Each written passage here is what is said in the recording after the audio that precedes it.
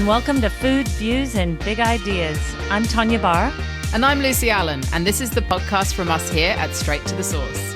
In this podcast, we will be introducing you to the people who are driving our food and hospitality industry forward, whether it be on the land, in the water, in the kitchen, or from the boardroom. Each of our guests are playing a significant role in the evolution of Australia's food identity and culture, and we want you to know who they are, their views, and their big ideas.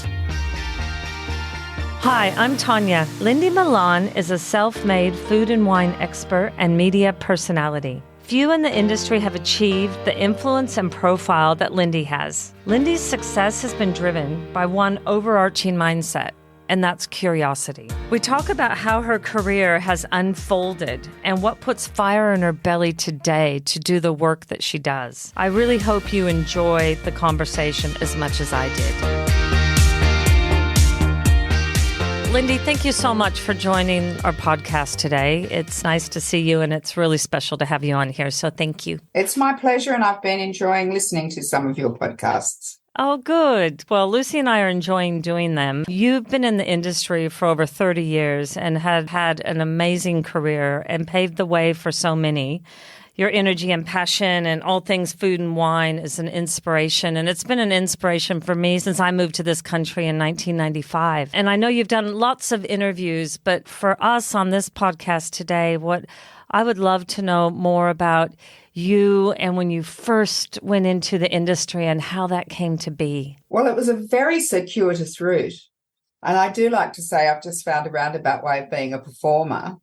But I started cooking when I was 16. My mother was not always well, so I started cooking then. And then also it was pretty fun to have dinner parties. And I only had one other girlfriend who had dinner parties, but it was pretty interesting. The boys liked it. Anyway, so I was interested in food, therefore, from when I was 16. I grew up around the hospitality of the table. My parents lived and breathed it. There was always room for another 1, 2, 3, 4 or 5 around our family table. And Mum always did all the cooking from scratch. So there was that in my background. I then went to uni and I did a double major in fine arts and history. I wanted to go to NIDA or art school, but no, I needed to go to a proper university. And then I did a dip ed, so I became an art teacher for a year.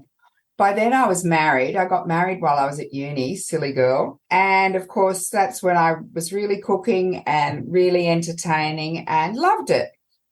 So we then went to Europe and took off in a combi van around Europe for 3 months.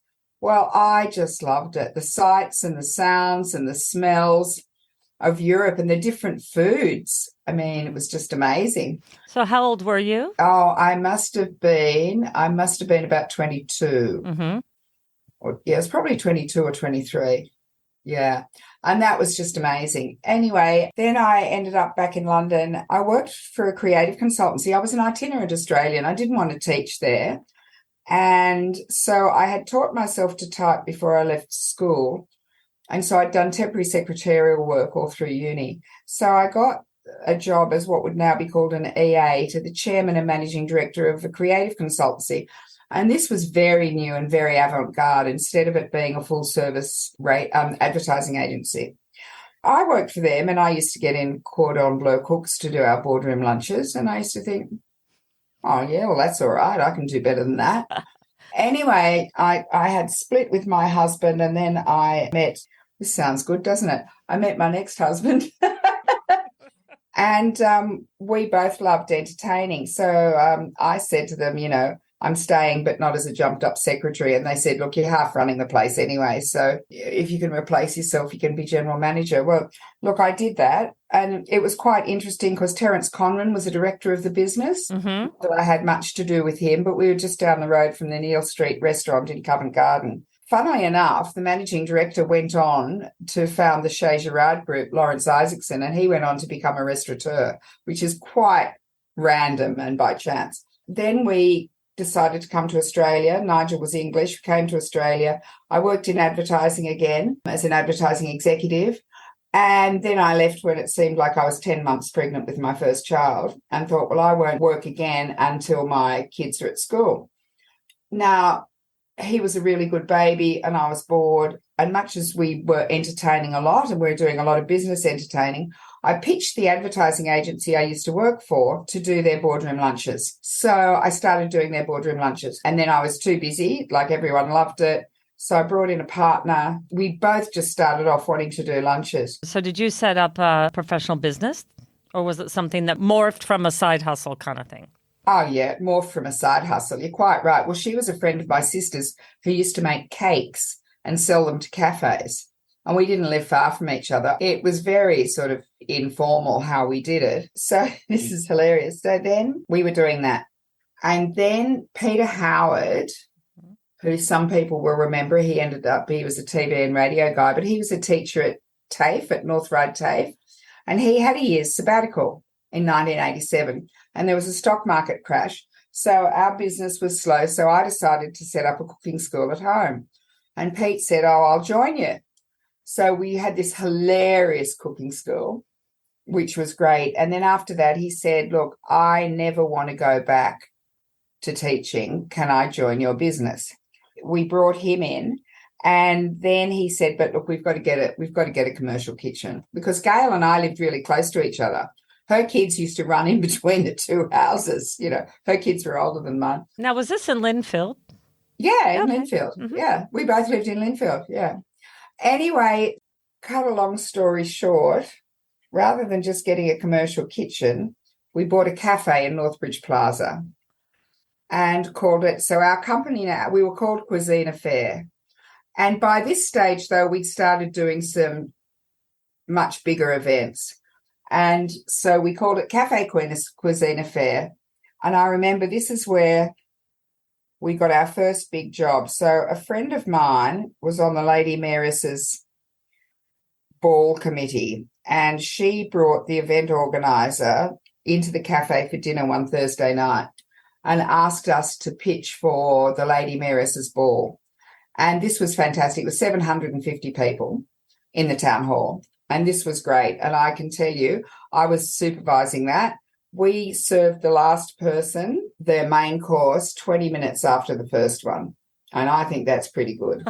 That's very... So, you know, we're off and running, really. So, but honestly, having the cafe as well, you know, because you're open from 8:30 in the morning till 5:30 at night. Thank heavens in those days we only had Thursday night, and Sundays we were closed. That was really good, though, feet on the ground experience, and knowing what it's like when your espresso machine blows up or the dishwasher doesn't come in or whatever. And I think what's interesting is that any one of the three of us, we could work in the kitchen, we could work on the floor. Like we were versatile, so we weren't at the mercy of having a chef. I mean, we did have a chef who worked with us, but we weren't at the mercy of the fact that if we didn't have a chef, we couldn't run the business. Anyway, look, we ran it for 18 months, sold at a profit, and we're very pleased to get out, I can tell you. By then, I'd already started on radio. In fact, before the cafe, I'd started doing a food and wine segment on 2UE. I started off with Mark Day. So I'd already started doing that. And then after we sold the cafe, I was doing a lot of cake. Pete didn't want to pursue it anymore. Gail and I kept catering. And I was doing a lot of catering, a little bit of media. I'd started doing a little bit of television till 10 with Joni McGuinness, now Lady Joan Hardy, back in the very late 80s. I was doing the radio. I'd been doing reviews for the Sydney Morning Herald Good Food Guide.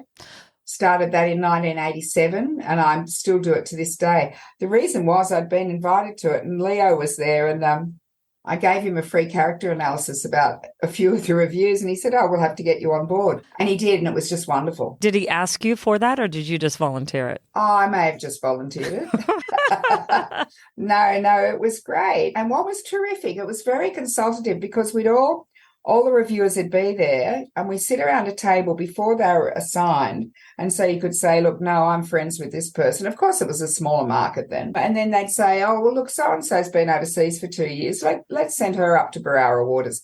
But then after we'd written our reviews and we came back, there was another collaborative meeting. So it was actually very well done. And the thing is that Leo knew that I could cook. So he knew that I would have, and that I had a business, and that I'd run a cafe. So, well, I actually wasn't even running the cafe then. So that was really the start of it. So once we're out of the cafe in 1990, I was doing a lot of catering, a little bit of media, and then with a hell of a lot of hard work, I was able to increase the media and decrease the catering and finally leave it all together. Was there someone in the industry that you admired or that mentored you through this? No, and it's something I want to say. I think mentoring is terribly important. I've got a female chef mentoring program, as you know, that we've been running for 15 years through TAFE. No, I didn't. I'm a person I've never felt that I fitted the mold. I didn't quite fit the mold in my family. I didn't fit the mold at school. I didn't fit the mold at uni. I've just gone for it 100% all of the time. And I wish I had had a mentor because I think that's so important. Mm. So do you ever reflect back when you referred to the combi van, and I can imagine you being free-spirited, going through Europe and just, not a care in the world and not knowing what the future holds. Do you ever think back at yourself, what was going through your head then? That's a really good question, but no, I just remember absolutely loving it. It opened my eyes, but it was not only the food. So we'd eat out, but I had this stove. If you folded the front seat forward, there was this little 2-burner stove. And I've got to tell you, with my TV shows, I've often just cooked on one of those little $15 gas burners from a camping shop. And so I loved buying the ingredients and just cooking something with them. But it was also the camaraderie.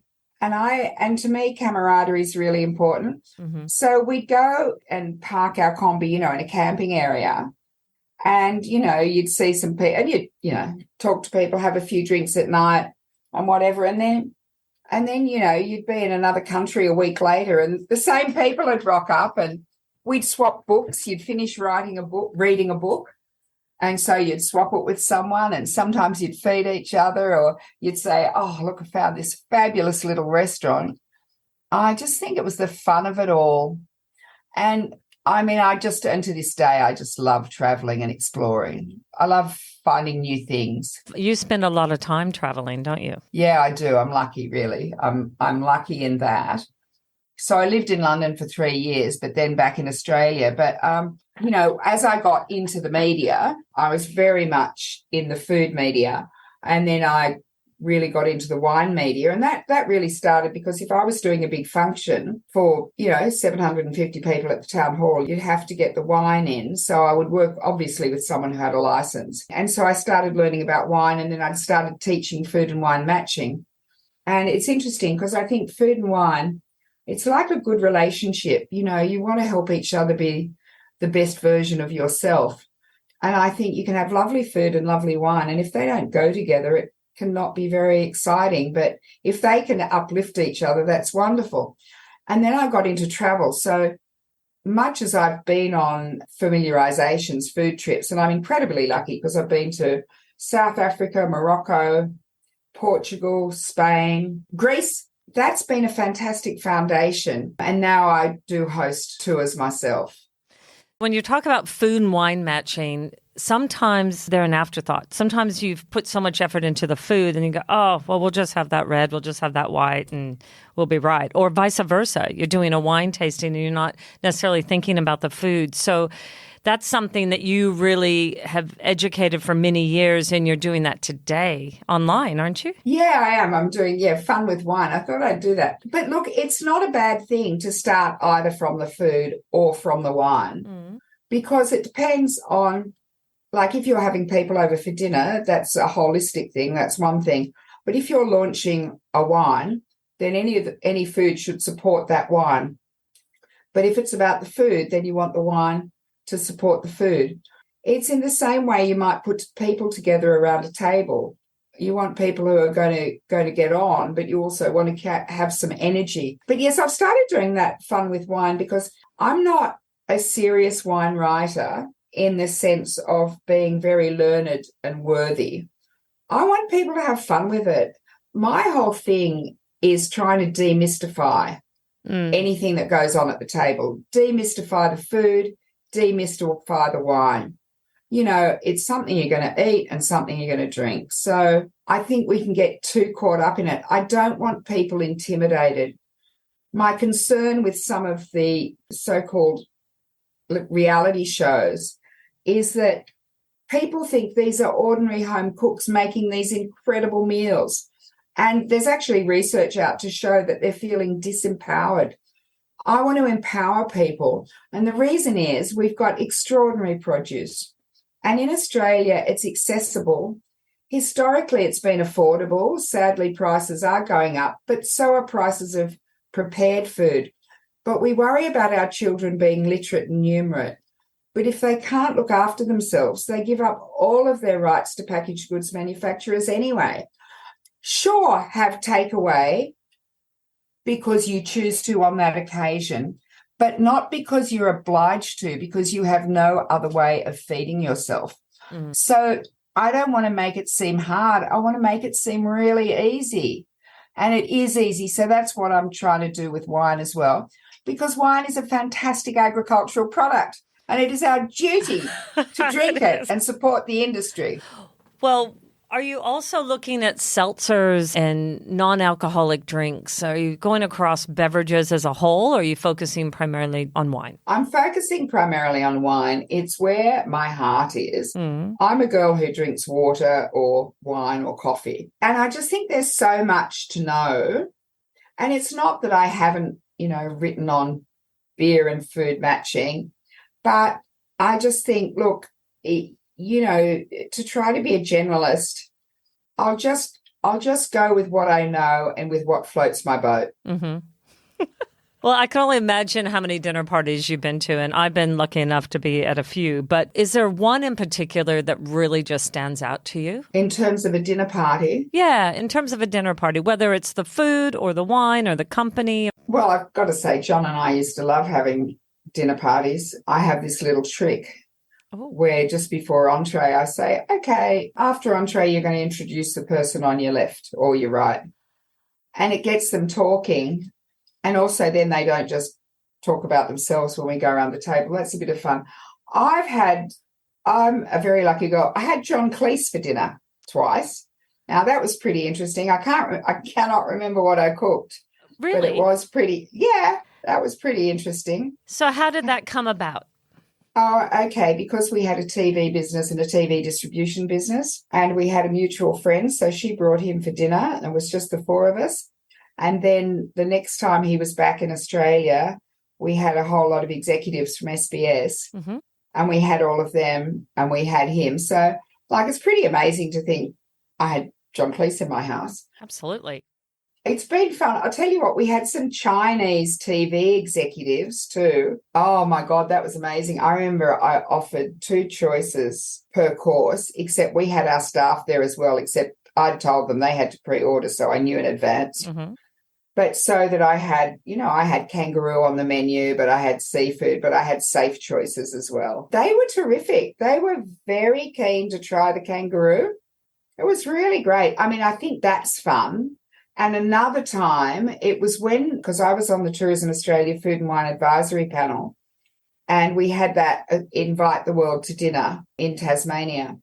But there was a whole prelude thing. And so then Wine Australia actually had invited a whole lot of sommeliers.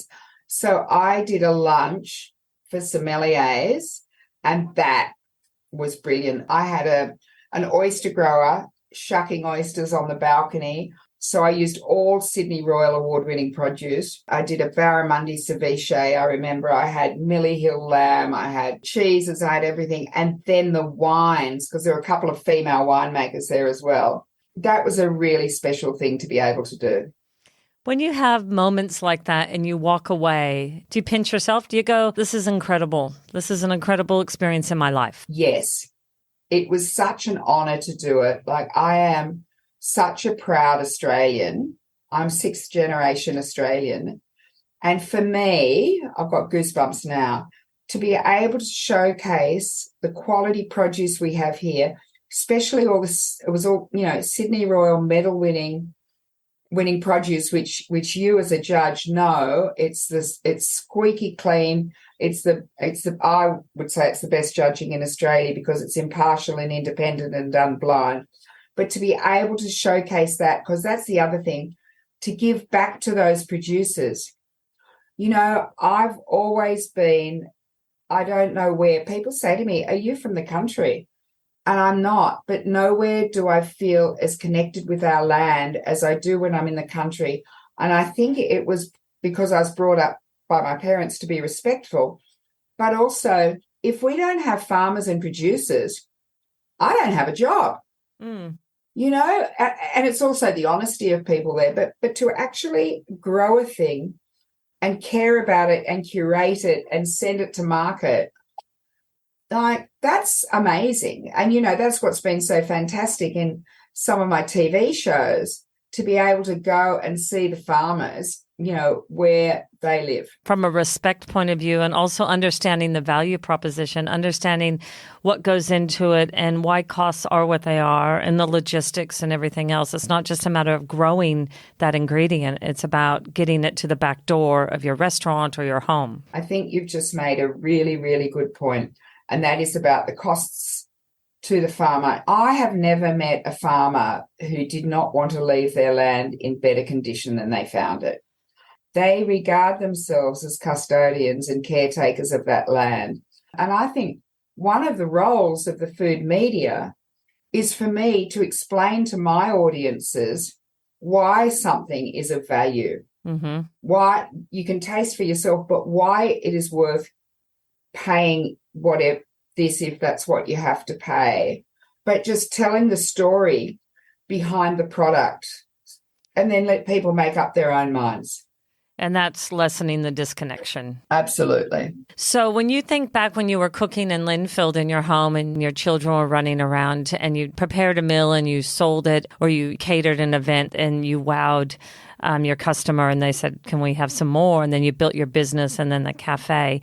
When you're cooking today at events or festivals or on TV, do you still get that same sort of joy? I do, actually. I have to say, because of my personal circumstances at the moment, I don't get a huge amount of joy cooking for myself at home, but I still do, because I just don't eat pre-prepared food or takeaway. But I do. And, you know, I used to love it when I'd do a class. I taught at the Sydney Seafood School for about 20 years.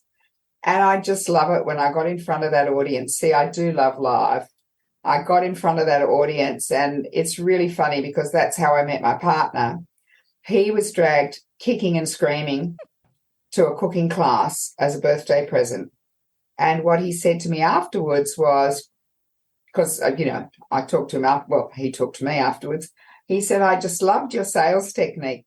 But it wasn't a sales technique. I was just so excited about the produce I was using and what I was cooking and how it tasted. And what were you cooking? Do you remember?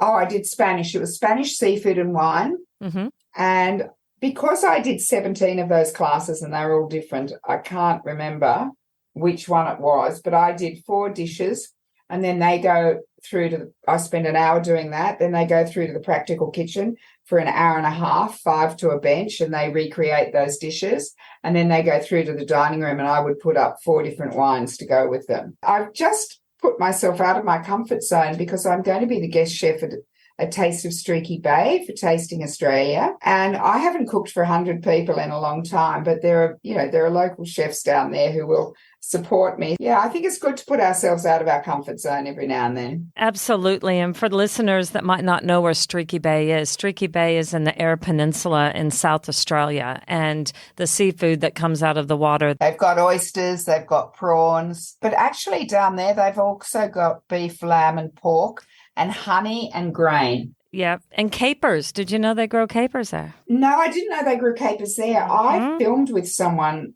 in the Riverina who did capers. Fresh capers are extraordinary. I'll have to get you to tell me all of that later. I sure will. We've taken quite a few chef groups down there, and it's an extraordinary place. And you're right. They did market themselves as the seafood frontier, but they have much more than that. Wonderful lamb and pork, like you just said. When is this event happening? Maybe I should book a ticket. It's the 7th of May. Okay. So it's during Tasting Australia, and I'm doing a tea and tannin masterclass the week before, which is comparing wine and Chinese teas. What we'll do in the show notes is we'll put links to all these events that you're doing.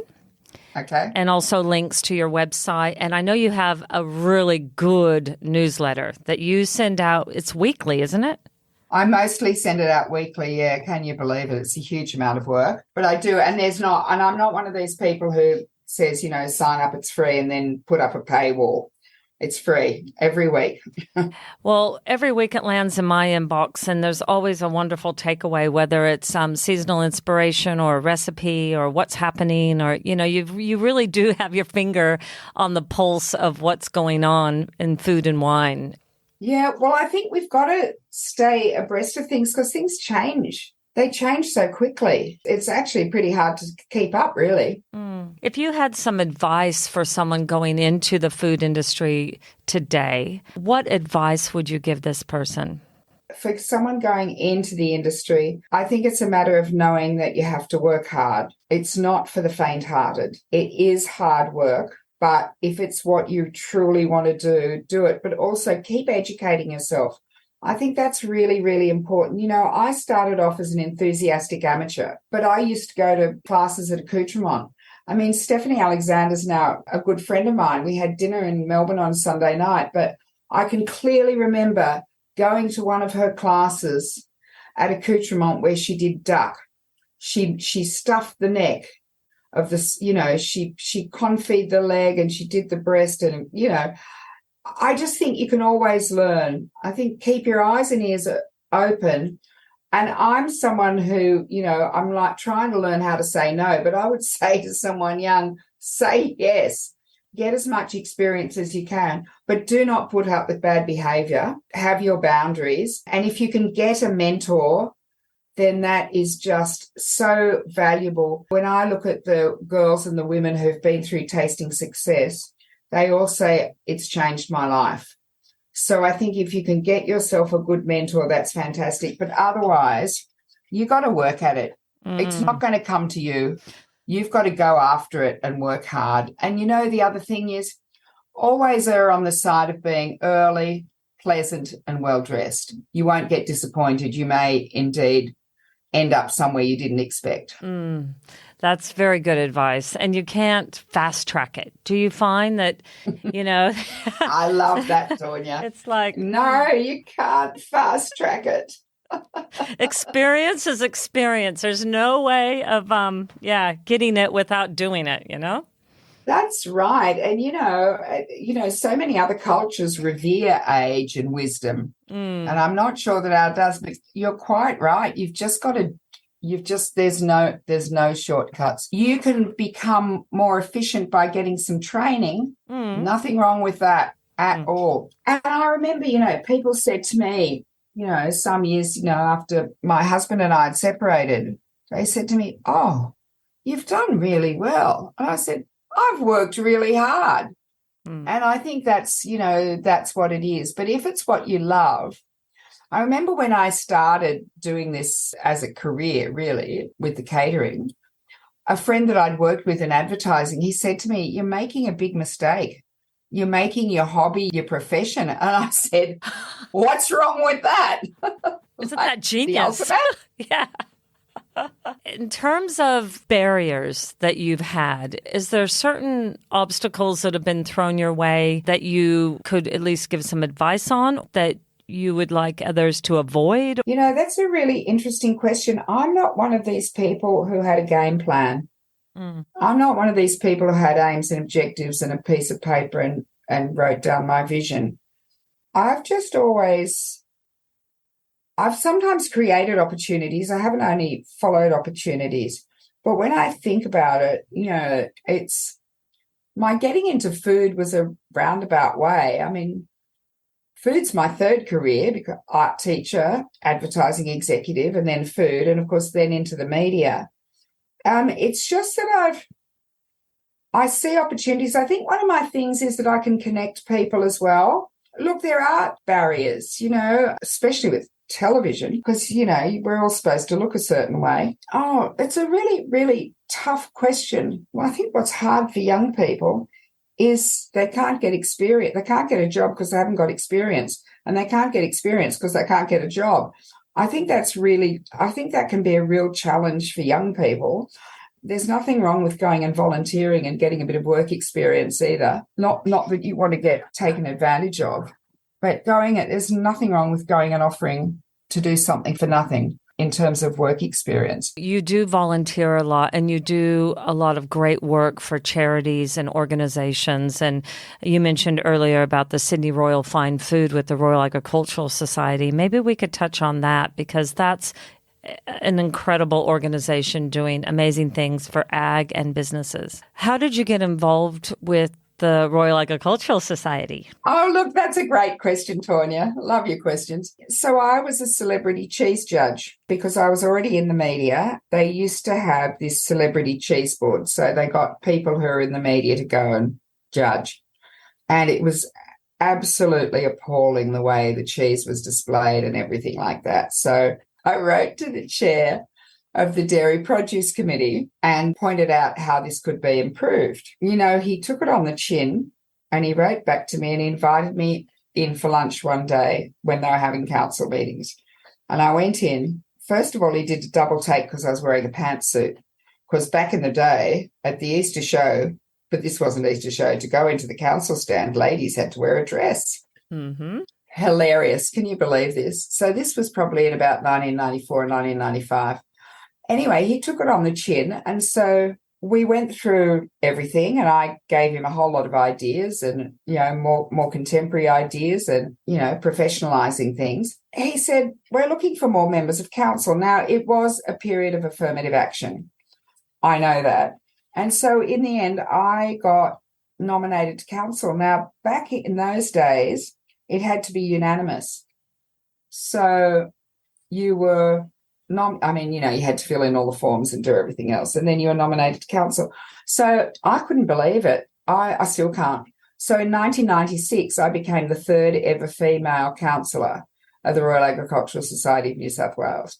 Wow. And I was brought on to take over the Dairy Produce Committee a year or two later when this gentleman would need to retire.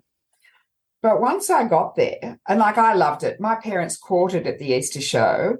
It's not just the Easter show, obviously. That's just the most obvious thing we do. We do good work in agriculture 365 days of the year. I just couldn't help myself. I looked at all these other competitions and I said to them, and this was just when they were having to move from the old showground out to Sydney Olympic Park. And I remember getting up and saying to them, you know, the old ways of agriculture are increasingly challenged and we eat differently. So we've got to start a new committee and we've got to start judging different Australian product. So I was already on the wine committee and I was chair of the dairy committee. So we started the fine foods committee. And I just did that by sheer force of personality and determination and some great people at the RAS. Dairy already existed. Those were the first food shows in Australia. And if you think now, all the royals around Australia do it. I mean, Delicious has been doing it for a while, but we started our first competition was in 1998. And I'm really proud of that. And you should be. It's important to say when you see a Sydney Royal medal on a product, so there's gold, silver, bronze. It's not a first past the post. Everything, the standards stay the same year in, year out. So if it's a bad year for agriculture, we've had trouble with aquaculture because of weather. You know, you might see less entries and you might see not such a high standard, or you might. So if you see a gold, silver or bronze, you just know. And as you know, Tawnya, as a judge, you know, everything's judged blind. You're not allowed to collude with each other. We judge on tablets. There's a panel of 3. It's pretty amazing how that's come on. And that's, of course, giving back to the producers, because if they can show a Sydney Royal medal, that does give them a marketing advantage. But also, hopefully, the feedback helps them improve their product as well. Absolutely. As somebody who has been judging for quite a few years, and the debates that happen, you know, Yes. and the banter doesn't happen lightly. To get any medal, any of the silver, bronze, or gold, like you just said, is quite difficult. There's a lot of debating that goes along, and there's a lot of prestige that goes along with having those medals. Yeah, there is. So I'm really proud of that. And the great thing is that, you know, it's got a life of its own now. You know, in those first few years, it very much depended on me driving it. But once we got it up and running, because, you know, the RAS has got such a wonderful history of exhibition, education and entertainment, it's just magnificent to see how that goes. And I know that if I go under a bus tomorrow, that's not going to be affected in the slightest. And the staff we have out there are truly extraordinary.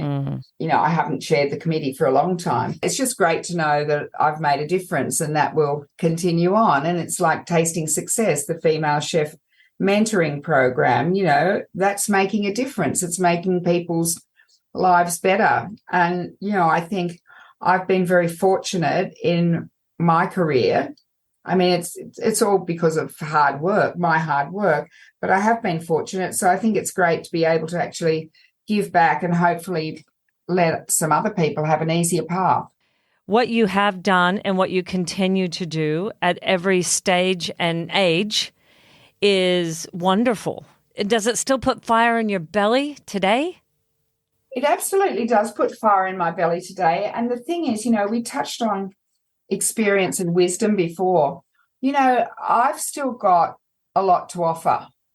You know, I really have. I'm certainly not ready to sit back and play bridge. It's not who I am. I can see opportunities. I can see things that I can do. And I don't want to be, you know, restricted because of my apparent age. Thank heavens Margaret Fulton kept going for such a long time. And the two most popular TV personalities in the UK are David Attenborough and Mary Berry. Yep. So maybe there is some hope. Yeah, but I still want to contribute. You know, it's part of who I am. I'm not someone who can just sit back. It's just not in me. And I don't think I ever will be. We don't want you to 100% because you do give a lot to all different ages and stages. And I mean, as a business owner myself and as a woman in food, it's comforting to know that as we all get older, that the opportunity for us to keep enjoying what we are doing is there. Well, I think what we need to do as well, though, is to constantly reinvent ourselves. I don't think we can just lie back on our laurels either. And so in about 2015, I decided that I should use, you know, my knowledge and my talents and whatever to become a tour host. And you see, I love that. I love taking people and showing them other foods, other cultures, other countries. COVID, of course, put a big stop to it for a bit, but I'm really pleased that I got back to that last year with tours to Puglia and Morocco. But that's something, you know, I'm a people person. I love talking to people, connecting with them, you know, just to sort of be able to manage them, make sure they have a fabulous time and still be able to show them, because I think the food of a culture is such an insight into what that culture is really, really, really about. What tours do you have coming up? Well, because of COVID, I just wanted to have those two last year that had been postponed 3 times each. Oh, yeah. So I don't have any this year because you need a good year to sell them. But I will be doing Puglia in May 2024, and I'll probably do Morocco pretty close to it as well, so that I've got, because that's the other thing, you know, airfares have become ridiculous, so that I'm over sort of located there and do it. So just finalising the details for Puglia, but it will be May 24. Well, I tell you, tasting Australia and heading down to the Stricky Bay, Eyre Peninsula sounds pretty good. Yes, it does. And look, I'm travelling again this year. In my office, I've got a bumper sticker that says, "Where the hell is Stricky Bay?" So when you're there and you go in the gift shop, pick one up. Well, I've got to tell you, I will. And when I was food director of the Women's Weekly, I had a bookmark and I had it taped to my computer and it said, "I don't do ordinary." That makes sense to me. I think that we never stop learning. I think curiosity is a really important thing to have, to be curious. Curious, you know, I'll see something, think, "Oh, where's that from?" Or "How was that prepared?" Or "How was that cooked?" And I think curiosity is really good. And in 2019, I did a postgraduate academic course in taste in France. And I hadn't been, you know, back somewhere like that since I was at uni. We had a week with Le Cordon Bleu in Paris and then a week at Erasmus University. in the Champagne area, and there was an exam, a written exam afterwards. But you know what was amazing? There were 25 of us from 15 different nationalities. And they were all really bright, and it was so fascinating. But then we had to write a thesis. So that's when I wrote my thesis, which was a really good idea in 2019 when I started it, but not such a good idea in 2021 when I finished it. What was your thesis on? Well, I looked at the 8 great cuisines of China, because Chinese food is not just one homogenous whole, 8 different cuisines of China. I analysed them and analysed their flavours. And then I looked at the teas of China. I did some training with a Chinese tea master, a couple of them actually. And then I looked at, and the teas are not jasmine, but, white, yellow, green, oolong, pu'er, dark, black. And then I postulated that you could use them, if you like, as a metaphor for Australian wine.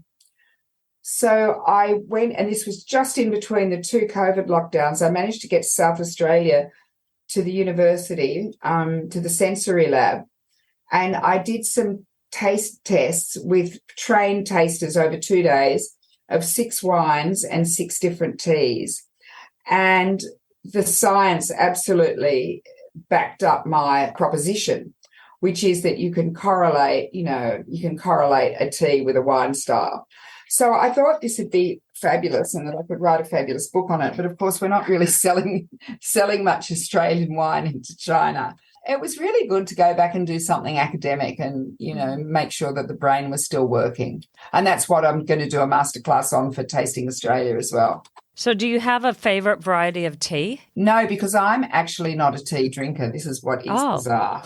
I've bizarre. never, I especially can't stand, English tea with milk.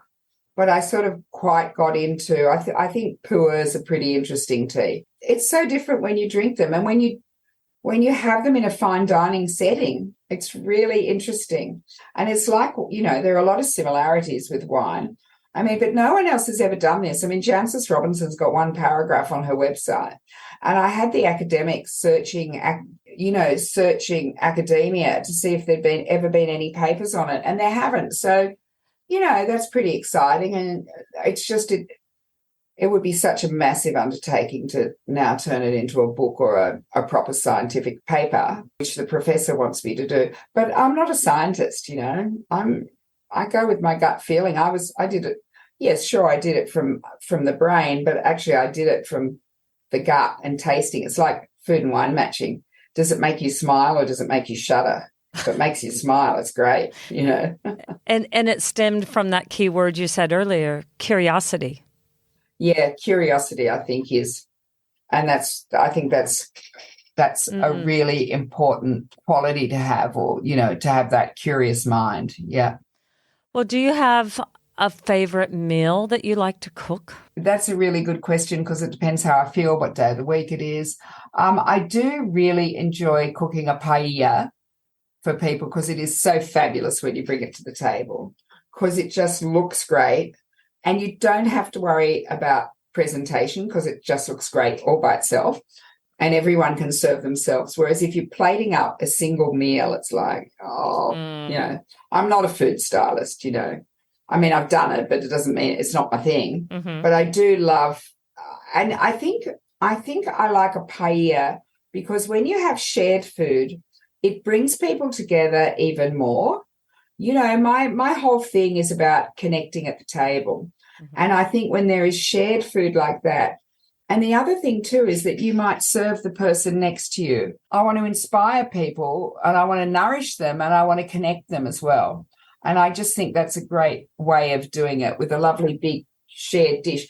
You can do the same thing with a lovely slow roasted, or bandit's lamb, because, of course, I did a TV series in Greece, and that's a traditional Greek dish. So I just love that feeling of sharing. The time I used to do 6-course dinner parties and handwrite menus and paint quail bones gold and tie them on the edge with Hang on. Gold ribbon. Wait, stop. Back in the 80s. Paint the quail bones gold. Yeah, so quail wishbones. Yeah. So I would collect them. I would paint them gold I would handwrite a menu and I would tie the wishbone on with gold thread for the dinner party. That was in the 80s when I was a corporate wife. Right. Those were the days. Oh, it didn't save the marriage. But yeah, look, I just couldn't be bothered doing that now. Yeah. I mean, it's hilarious, really. Oh God. Okay. Yeah. I haven't seen anything quite like that. So the attention to detail. Neither have I. No one had then either. It is a long time ago.